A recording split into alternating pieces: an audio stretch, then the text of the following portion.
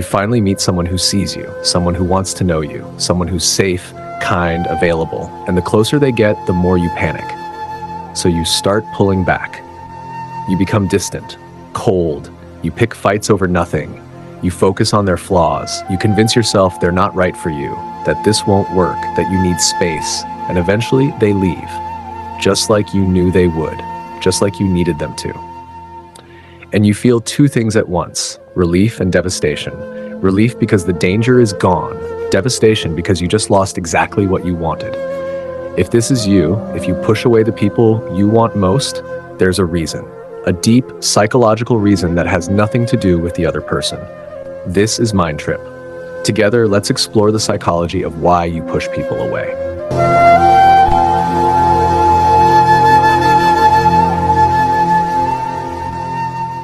This isn't about leaving toxic relationships, and it's certainly not about having standards or recognizing incompatibility. This is about a pattern where you sabotage connection with people who are good for you, people who are safe, available, and genuinely interested. You want intimacy, you crave connection, but when someone gets close, really close, something inside you recoils. Your nervous system screams danger, and you start creating distance. Sometimes it's subtle. You become busier, less responsive, emotionally unavailable. You put up walls without even realizing it. Sometimes it's dramatic. You start fights, you criticize, you find reasons why this person isn't good enough, why this relationship won't work, why you need to end it. And from the outside, people don't understand. They see you sabotaging something good. They call you self-destructive, commitment-phobic, unable to love. But here's what they don't see. You're not afraid of love. You're afraid of what love costs. You're not pushing people away because you don't care. You're pushing them away because you care too much. Because caring means vulnerability. And vulnerability feels like death. Society tells you this is a character flaw, that you're broken, that you need to just let people in. But what if your push-pull pattern isn't a flaw? What if it's an intelligent protection system that learned very early that closeness is dangerous? Let's look at what this actually looks like in your relationships. Things are going well. You're connecting, laughing, feeling seen, and then they say something vulnerable, something real. They tell you they care about you, that they're falling for you. And instead of feeling happy, you feel trapped. Your chest tightens. You want to run, so you pull back. You stop texting as much. You cancel plans. You become vague about the future, not because you don't like them, because you do. And that terrifies you. Or maybe you start picking fights over small things that don't really matter. You become critical, pointing out their flaws, their mistakes, the ways they're not perfect. Not because they're actually wrong for you, but because if you can find enough flaws, you can justify leaving. You can protect yourself before they inevitably hurt you. There's another pattern too. You date people who are unavailable, emotionally distant, commitment-phobic themselves, because if they can't get close, you're safe. And when someone available shows up, someone who actually wants commitment, intimacy, a real relationship, you lose interest. They feel boring, too easy, not exciting enough. Because excitement for you means danger, means uncertainty. And uncertainty means you're still in control. You can't be abandoned if you never fully commit. Here's the pattern underneath all of this. You want connection, but you fear it more than you want it. So you stay in a constant push-pull, close enough to not be alone, far enough to not be hurt. And the cost? You never actually experience the intimacy you crave. You spend your life keeping people at arm's length, protected, but profoundly lonely. So what's actually happening when you push people away? It starts with a psychological concept called vulnerability paradox. Here's how it works. The more you care about someone, the more power they have to hurt you. And your brain is constantly running a cost-benefit analysis. Is the potential reward of connection worth the potential cost of pain? For most people, the answer is yes. The reward outweighs the risk. But for people who push others away, something different is happening. Your brain has learned to overestimate the cost and underestimate the reward. Not because of past trauma necessarily, but because of how you're wired to process risk. There's research in neuroscience that shows some people have what's called high rejection sensitivity. This means your brain's threat detection system is hyperactive when it comes to social cues. You're scanning for signs of rejection, signs that this person might leave, signs that you're not enough. And when you detect even a small signal, your amygdala, your brain's alarm system, activates. It floods your body with anxiety. And your brain's solution? Create distance before they can reject you. Push them away before they can leave. Control the outcome before the outcome controls you. But here's the problem. You're not responding to real rejection. You're responding to perceived rejection. Your brain is interpreting normal relationship dynamics, like someone being busy or needing space, as signs of abandonment. And you're reacting to a threat that doesn't actually exist. This is called hypervigilance.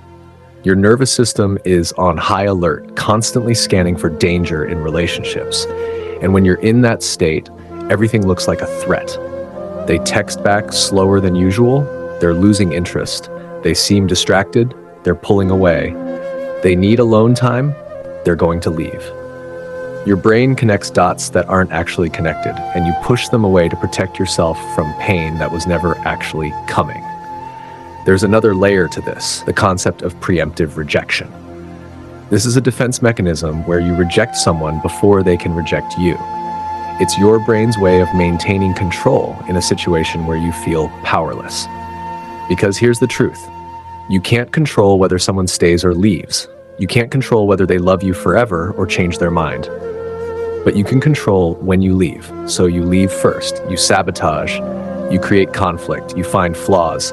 Not because you don't want the relationship, but because ending it on your terms feels safer than waiting to be abandoned. This is called self-sabotage, but it's not random. It's strategic. It's your brain trying to protect you from uncertainty, because uncertainty is more painful than loneliness. At least when you're alone, you know what to expect. But here's what you need to understand. Every time you push someone away, you're choosing control over connection, certainty over love. And yes, you're protecting yourself from potential pain, but you're also guaranteeing actual pain. The pain of isolation, the pain of never being truly known, the pain of watching others build the relationships you want but can't seem to sustain. Because here's the paradox. The more you try to control relationships, the more they fall apart. The more you try to protect yourself from rejection, the more you create it. You're so afraid of being abandoned that you abandon first. You're so afraid of being hurt that you hurt yourself. And the relationships you destroy aren't always the ones that would have hurt you. Most of the time, the people you're pushing away are actually safe. They're not going to abandon you. They're not going to betray you. But you'll never know because you don't let them get close enough to prove it. You're protecting yourself from a threat that doesn't exist. And in the process, you're destroying the thing you want most. Let's talk about what's happening in your brain and nervous system when you push people away. There's something called attachment theory. It explains how our early relationships with caregivers shape how we relate to people as adults. For people who push others away, you likely developed what's called a fearful avoidant attachment style, also known as disorganized attachment. Here's what that means. You want closeness. You crave intimacy. But when you get it, your nervous system interprets it as a threat. Your brain's threat detector has learned to associate closeness with pain. So when someone gets emotionally close, your amygdala activates. It floods your body with anxiety, panic, the urge to flee. It's not a conscious choice. It's a survival response. And here's the cruel paradox.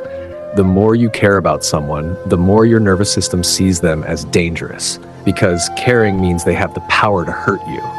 And your nervous system's job is to prevent that at all costs. So you push them away, not because you don't want them, but because your body is trying to protect you from the pain it knows is coming. There's also something happening with your core beliefs. Deep down, often unconsciously, you believe one or more of these things. If they really knew me, they'd leave. Everyone leaves eventually. I'm not worthy of love. Closeness always ends in pain. These beliefs aren't rational. They're not based on present evidence. They're ancient, formed in childhood, written into your nervous system, and they operate like self-fulfilling prophecies. You believe they'll leave, so you become distant. Your distance creates disconnection. The disconnection makes them pull away, and their pulling away confirms your belief. See, I knew they'd leave. But you're not seeing the whole picture. You're not seeing that you created the distance, that you pushed them away first, that the abandonment you fear is often the abandonment you cause. There's another layer to this, the concept of vulnerability as exposure. For most people, vulnerability with a trusted person feels relieving, like finally being seen, like putting down a heavy mask. But for you, vulnerability feels like handing someone a weapon, like exposing your soft underbelly to someone who could destroy you. And the only way to stay safe is to keep people at a distance, to never fully let them in, to always have one foot out the door. This is why you sabotage, why you pick fights, why you focus on flaws. Your nervous system is creating reasons to leave before you can be left. It's not cruelty, it's terror. It's a scared part of you trying desperately to protect you from the pain it knows is coming. But here's what you need to understand. That protection isn't doing you any good in the long run. I need you to know that you are not broken for pushing people away. You're not cold. You're not incapable of love. You're not commitment phobic or emotionally unavailable by nature. You're someone whose nervous system learned that closeness is dangerous. And that learning came from real experiences, from real pain. But here's where we shift. Every time you push someone away, you're choosing loneliness over risk, safety over connection, control over love. And I understand why. The risk feels too great. The vulnerability feels too terrifying. The potential pain feels unsurvivable. But here's the truth you need to face. The pain of pushing people away is already here. You're already suffering. You're just suffering differently. And you don't realize because you think you're enjoying it. You're suffering through loneliness, through shallow connections that never satisfy, through the endless cycle of wanting intimacy but sabotaging it the moment it arrives. You're suffering through the ache of watching others build the relationships you want but can't seem to sustain. And here's something else you need to know. Most of the time, the people you're pushing away aren't going to hurt you. They're not going to abandon you, reject you, or betray you in the ways you fear. The hurt you're protecting yourself from is often a ghost. And by protecting yourself from phantom pain, you're creating real pain. The pain of isolation. The pain of never being truly known. The pain of living your entire life behind walls. Not everyone will be safe. Some people will hurt you. That's the reality of being human, but not everyone will hurt you. And by treating every person as a threat, by pushing away everyone who gets close, you're guaranteeing the very outcome you fear, being alone. Here's what you deserve. You deserve to be loved fully, without having to earn it or perform for it. You deserve relationships where you can be vulnerable and not be punished for it, where you can need someone and they'll stay, where closeness feels like home, not danger. But no one can give that to you if you won't let them close enough to try. The walls that protect you are also the walls that imprison you. So how do you change a pattern this deep? How do you learn to let people close when your entire nervous system screams at you to run? Not through willpower, not by just letting people in. You can't think your way out of a nervous system response. You have to retrain your nervous system. And that starts with understanding what's actually happening when the urge to push away arises. When you feel the urge to run, pause and ask yourself, is this person actually unsafe? Or does closeness feel unsafe? There's a difference, a crucial difference. If this person is actually unsafe, if they're violating your boundaries, being cruel, manipulating you, then leaving is the right choice. That's wisdom, not a pattern.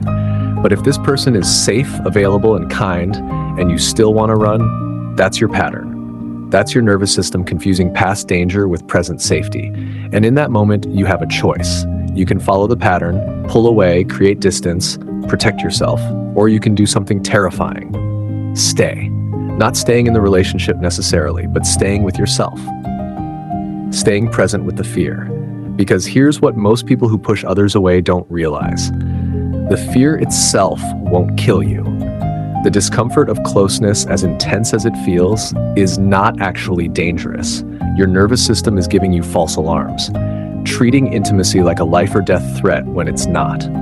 And the only way to teach your nervous system that closeness is safe is to stay through the fear, to feel the panic and not run, to let someone see you and not immediately sabotage it. This doesn't mean you bare your soul on day one. It doesn't mean you ignore red flags or override your boundaries. It means you practice staying when your pattern tells you to go. Start small. Start with safe people. Maybe you have a friend who's proven themselves trustworthy. Practice staying present with them when vulnerability arises. Practice not pulling away when they get too close. Notice what happens. Notice that you can be known and not be destroyed, that you can be vulnerable and not be rejected. That closeness doesn't always end in pain. Your nervous system needs evidence. It needs proof that the rules it learned in childhood don't apply anymore. And the only way to give it that proof is through experience. You also need to separate your fear from reality. When the urge to push away comes, write down what you're afraid of. Be specific. I'm afraid they'll leave. I'm afraid they'll see the real me and be disgusted. I'm afraid I'll become dependent and then they'll abandon me. Then ask, is there any evidence that this fear is true with this specific person? Or is this an old fear from your past? Most of the time, you'll realize your fear is about the past, not the present. And that awareness creates space. Space to choose differently. And here's the philosophical shift that changes everything, from fear of loss to acceptance of impermanence. You're so afraid of being abandoned that you abandon first. You're so afraid of loss that you never fully have anything. But here's the truth. Loss is inevitable. Everyone leaves eventually. Through death, through change, through the natural evolution of relationships. That's not pessimism, that's reality. But the question isn't, will I lose this person? The question is, do I want to experience love while it's here? Or do I want to spend my life protecting myself from loss and mislove entirely? Because pushing people away doesn't prevent pain, it prevents love. And a life without love, real, vulnerable, terrifying love, is its own kind of death. The Stoics understood this. They taught that we don't control whether people stay or go. We only control how we show up, whether we love fully while we can, whether we risk our hearts for something meaningful. Your pattern says, protect yourself from pain at all costs. But the truth is, the cost of protection is higher than the cost of risk. And finally, you're allowed to be scared and still choose connection. You don't have to wait until you're healed to let someone in. You don't have to be perfectly secure to be in a relationship. You think you have to, but you don't. You can be terrified and still stay. You can feel the urge to run and still choose presence. You can be vulnerable even when vulnerability feels like death. That's not weakness. That's the most courageous thing you can do. Because every time you stay when your pattern tells you to go, you're rewriting your story. You're proving to yourself that you're capable of something you thought was impossible. You're learning that you can survive closeness, that you can love without losing yourself, that you can be vulnerable without being destroyed. And slowly, not overnight, not easily, but slowly, the pattern loosens, the walls come down, and intimacy stops feeling like danger. It starts feeling like home. You push people away, not because you don't want them around, but because you want them so much that losing them feels unbearable. But here's what you need to understand. You're already losing, only you don't know it yet. By pushing everyone away, by keeping everyone at a distance, you're living the very loneliness you're trying to avoid. It won't be easy to change this. Your nervous system will fight you. You'll want to run, you'll want to sabotage, you'll want to find reasons why this person isn't right, why this relationship won't work. But on the other side of that fear is everything you've ever wanted. Connection, intimacy, being truly known and still being loved. Honestly, you deserve that. Not someday when you're fixed, but now, as you are. Scared, imperfect, still healing. Thanks for taking this mind trip with me. Until next time, take care of your mind.